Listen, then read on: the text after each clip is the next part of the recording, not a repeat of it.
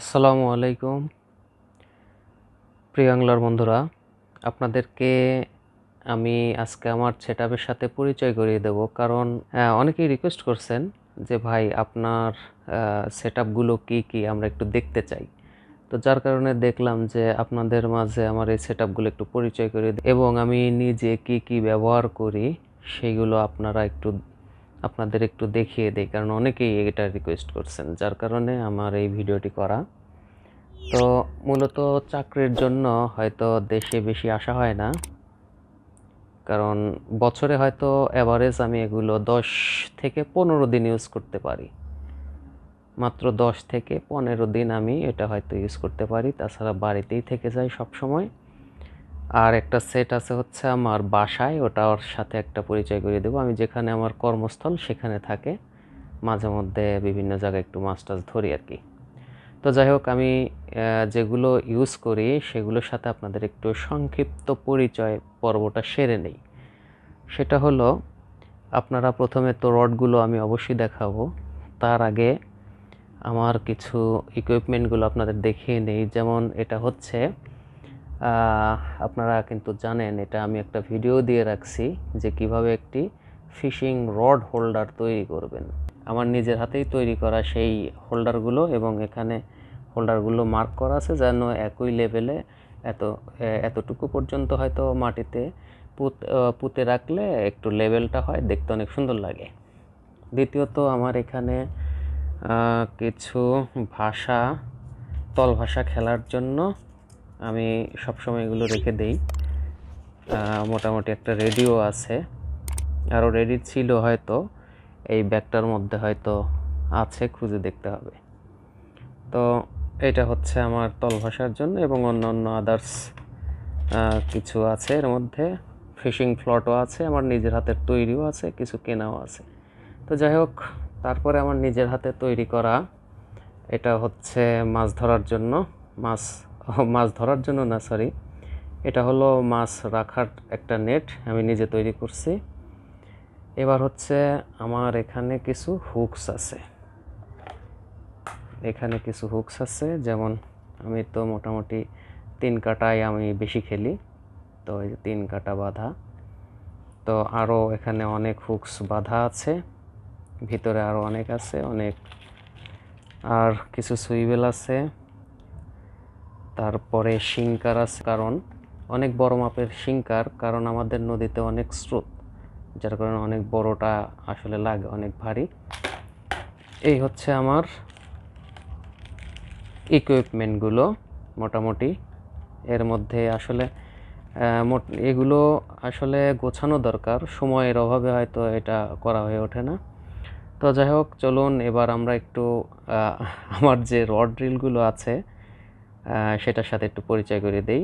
আমি আহামরি কোনো কিছু ব্যবহার করি না, যা দেখার মতো বা ইয়ার মতো, সবাই কমন আর কি, এটা আহামরি কোনো কিছু না। তো আমি আসলে কতটুকু কমফোর্ট ফিল করি এগুলো ব্যবহার করে, সেই বিষয়টা এখন আমি আপনাদের সামনে এক্সপ্লেন করব। তো প্রথমে আমি এই 2টা রডের সাথে একটু পরিচয় করিয়ে দিই। 2টা রড আমার কাছে ভালো লাগছে, যার কারণে আমি এটা ক্রয় করছিলাম। এটা ডাবল গাইড, এটা একটা কাস্টিং রড, এটাও মিডিয়াম হেভি। এই রডটা ওই দেখেন যে পরিষ্কার নাই, তারপরেও অনেক দিন ধরে আছে, কি অবস্থা। নিজের জিনিসপত্র আসলে আমি অতটা পরিষ্কার রাখতে পারি না। তো যাই হোক, এই রডটি হচ্ছে টিকা ব্র্যান্ডের, কম দামের মধ্যে আমার কাছে ভালো লাগছিল, যার কারণে আমি কিনছিলাম। তো এটা হলো আপনার ব্র্যান্ড হচ্ছে টিকা ফাস্ট উইন্ডস টাইপ এইচ, আমার পছন্দের রড। তো এটার যে কনফিগারেশনটা দেওয়া অনেক হাই, আমার কাছে আসলে কতটুকু আসলে পারবে সেটা আমি জানি না। তো এটা হচ্ছে 9 ফিটের রড, এবং 40 থেকে 200 গ্রাম যার লুর ওয়েট দেয়া। আদৌ 200 গ্রাম পারবে কিনা আমি সেটাও জানি না, কারণ আমি যেহেতু ডিম রুটি খেলি, আমি ওই ধরনের আসলে টেস্টে এখনও যাইনি।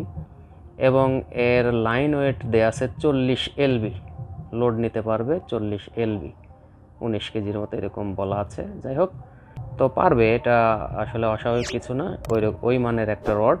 তবে এই রডটি ছোট মাছ ধরে যেমন মজা পাই আমি, আর বড় মাছ ধরলে তো কথাই নেই। ছোট মাছ ধরলে ভালো কার্ভ হয়, ভালো স্প্রিং করে, যার কারণে খুব ভালো লাগে। অন্য অন্য রডের মতো এতটা হার্ড না, অনেক ফ্লেক্সিবল এই রডটি।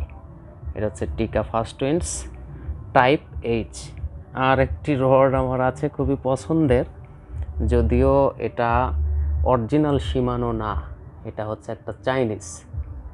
তো অরিজিনাল শিমানো একটা রড নিতে সর্বনিম্ন 10,000 টাকার উপরে গুনতে হবে। এত টাকা দিয়ে আসলে ভাই আমার পক্ষে সম্ভব না। এটাই আমার জন্য ওভার আমি মনে করি, কারণ আমার আয় বুঝে আসলে ব্যয় করাটা উচিত, কিন্তু আমার আয়ের চেয়ে বেশি ব্যয় করা এটা পুরোপুরি আসলে বাহুল্য। তো যাই হোক, এইটা হচ্ছে স্প্রেনিং রড। এইটা হচ্ছে একদম জেনুইন স্প্রেনিং রড, যাকে আসলে স্প্রেনিং রডই বলে। এটাও লেখা আছে মিডিয়াম হেভি, তারপরেও এটা অতটা লোড নিতে পারবে না, এটা স্বাভাবিক ব্যাপার। কারণ যার লুর ওয়েট মাত্র 40 গ্রাম, 14 থেকে 40 গ্রাম। তো এটা হচ্ছে শিমানো অ্যালিভিও ডিএক্স। তো যাই হোক, এটা একটা চাইনিজ ব্র্যান্ডের কপি মাল, তো সমস্যা নেই। তারপরেও মোটামুটি আমার কাছে ভালোই লাস্ট করতেছে এবং দেখতে ভালো লাগে, এই জন্য আমি আসলে মূলত এটা নিয়েছি। আর রিল বলতে রিল অনেক, এটা হচ্ছে ফিডার মেন্টর। আমার কাছে এর গেট আপটা ভালো লাগছিল, যার কারণে আমি আসলে ক্রয় করছিলাম। তবে ওজনে অনেক ভারী, এটা ব্যালেন্সড করতে অবশ্যই আপনার এই রড ইউজ করতে হবে, এই জাতীয় রড যেগুলো মোটামুটি এই টাইপের লুর ওয়েট যেগুলো আছে, ওগুলো তো রড অবশ্যই মোটা হয়, যার কারণে ওটার সাথে এটা ব্যালেন্সড হয়। কিন্তু এইটা যদি আমি আমার এই রডের সাথে ইউজ করি, অ্যালিভিও রডের সাথে, তবে আমি এখানে কোনো ব্যালেন্সড পাই না, বরং একটু সমস্যা হয়। তো একটু মোটামুটি ভালো সমস্যা হয় আর কি। তো এটা অনেক বড় মাপের একটা রিল এবং বড় মাছ ধরার জন্য মোটামুটি ভালো টাইপের একটা রিল, কম দামের মধ্যে। এই জন্য আমি দুইটা নিয়েছিলাম। এটা 4000 অনেক লাইন আটে, এটা নদীতে আসলে লাইন শেষ করতে পারি না। আর সর্বশেষ যে রিলটা শিমানো এফএক্স 4000, এটা অনেক লাইট ওয়েট এবং আমার এই রডের সাথে একদম পারফেক্ট, আমার এই রডের সাথে ব্যালেন্সড হয়, একদম পারফেক্ট ব্যালেন্সড।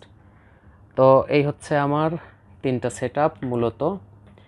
আর যে ইকুইপমেন্টগুলো আমি মাছ ধরার ক্ষেত্রে ইউজ করি সেগুলো হচ্ছে 4, যদিও রুমের মধ্যে 4 রাখি না এবং দিনে সময়টা আসলে হয়ে ওঠে না, যার কারণে আমি আসলে দিনে ভিডিওটা করতে পারিনি, কারণ দিনে অনেক ব্যস্ত ছিলাম, অনেক দিন পর বাড়িতে আসছি, আসলে সময়টা হয়ে ওঠে না।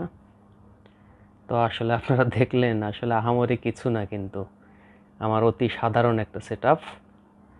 তো এর চেয়ে হাই কোয়ালিটির কোনো কিছু আসলে ব্যবহার করার চিন্তা অবশ্য করি না, কেননা যে এই ফিশিংয়ের জন্য ব্যয়বহুল খরচটা আসলে আমার কাছে পছন্দ হয় না। যদিও এগুলো আমি আমার কেনা কতটুকু ঠিক হয়েছে আমার আসলে ক্যাপাবিলিটি অনুযায়ী সেটা আমি জানি না সঠিক, ভালো লাগছে যার কারণে কিনছিলাম হয়তো। এটা হচ্ছে আমার বাড়ির জন্য, এটা আমার বাসায় থাকে, বাড়িতে, দেশের বাড়িতে থাকে। আমি যখন দেশের বাড়িতে আসি তখন মাছ ধরি এটা দিয়ে। তো বন্ধুরা, আমি দেখিয়ে দিলাম আমার আসলে কি কি আছে। আর টোপ সম্বন্ধে আমি কিন্তু অনেক ভিডিও দিছি, যে আসলে ওই টোপগুলো দিয়েই আমি মাছ ধরে থাকি, এর বাইরে কিছু ইউজ করি না। তবে 4 ইউজ করি, যে 4টা বানানো হয়তো দেখাবো, কিন্তু আপনারা যদি বলেন তবে রেসিপি আমি একসময় শেয়ার করতে পারি, তবে অনেক সময় লাগবে, কারণ চাকরির পাশাপাশি এটা আসলে খুবই সমস্যা হয়ে যায়। তো যাই হোক, সবাই ভালো থাকবেন। আর আমার কর্মস্থলে যেখানে আমি আমার সেট আপ করে রাখছি ওগুলোর সাথে একদিন আমি পরিচয় করিয়ে দেব। তো বন্ধুরা, সবাই ভালো থাকবেন, চ্যানেলটি অবশ্যই সাবস্ক্রাইব করবেন। আল্লাহ হাফেজ।